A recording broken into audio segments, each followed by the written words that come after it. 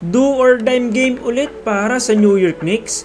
Mai-extend kaya nila ito game 7 itong serye? O tatapusin na ng Indiana Pacers sa bahay nila? Game 6 na sa Eastern Conference Finals sa pagitan ng New York Knicks at Indiana Pacers.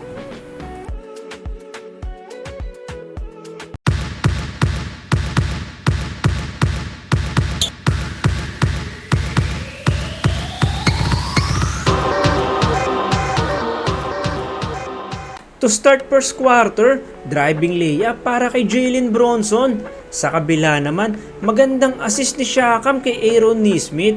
At Mikal Bridges, alley-oop play para kay Mitchell Robinson. Mikal Bridges ulit, corner 3-point naman galing kay Jalen Bronson. Kaso binawi sa kabila ni Pascal Siakam galing sa inbound play nila. Another 3-point ulit para sa home team galing naman kay Aaron Nesmith. At pangatlong 3-point field goal nila, tarak ni Miles Turner. Dito naman, offensive rebound ni Mitchell Robinson turn into second chance points na dinakdak na ni Karl Anthony Towns. Pero bawi sa kabila si Miles Turner ng end one play galing sa magandang pasa ni Tyrese Haliburton. After nga niyan, nagpapalitan lang ang magkabilang team ng basket. Walang gustong magpaiwan. Kaya natapos ang first quarter natin na dikit ang score. Isa lang ang lamang ng home team, 25-24. Second quarter, inumpisahan ni Pascal Siakam ng 3. Magandang assist ni Landry Shamet para sa slam dunk ni OG Anunoby. At another 2 points ulit para kay OG Anunoby. Dito naman nakala ni Towns didiretso si Haliburton na iwan tuloy bukas sa 3. After nga niyan, dalawang dikit na turnover ang nakomit ng New York Knicks na parehas na convert ng Indiana Pacers sa points. Bawi naman sila sa corner 3-point ni Mikal Bridges. Kaso ang bilis bumaba ni Pascal Siakam. Nakalibre tuloy ng slam dunk. Magandang pasa ulit ni Tyrese Haliburton para sa 3 ni Miles Turner. Pascal Siakam nakababa ulit ng maaga para sa easy 2 points.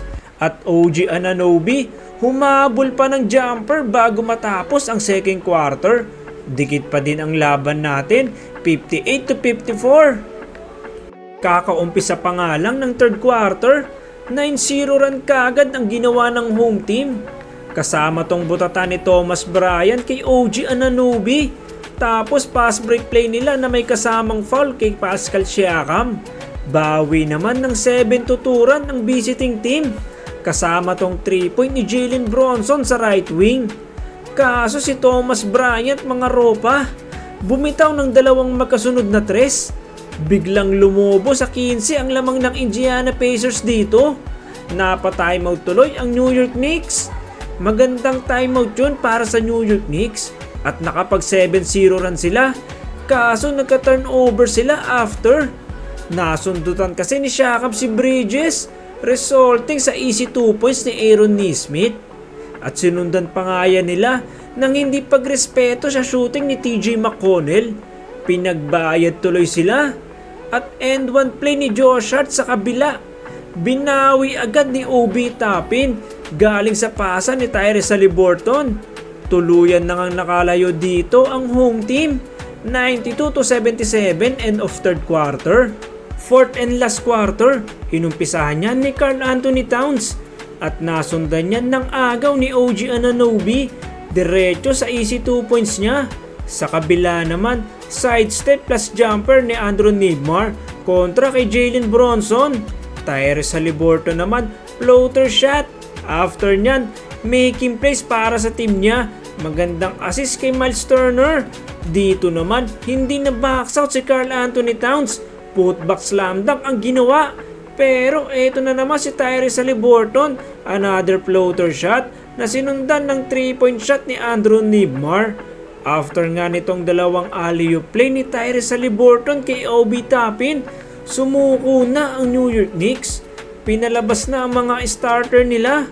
Pero itong si Tyrese Haliburton hindi pa kontento at bumitaw pa ng logo 3. Panalo ang Indiana Pacers at sila na ang makakalaban ng OKC Thunder sa 2025 NBA Finals.